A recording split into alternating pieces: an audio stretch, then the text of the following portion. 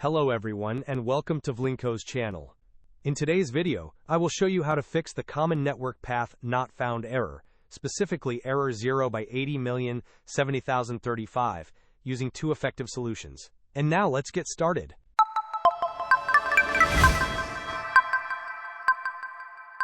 If you are encountering the error 0x80070035, which indicates that the network path was not found, this video will guide you through two primary solutions.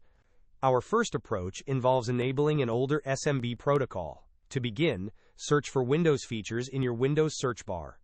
From the search results, click on Turn Windows Features On or Off.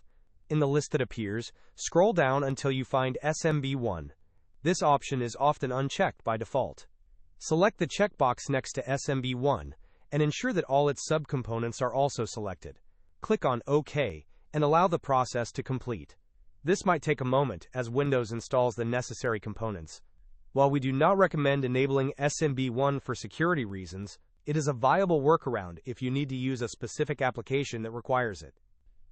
If the first solution does not resolve your issue, we can proceed with a network reset. To do this, right-click on the Start button and select Settings from the menu. Navigate to the Network and Internet tab from the list on the left-hand side. Within the Network and Internet settings, select Advanced Network Settings.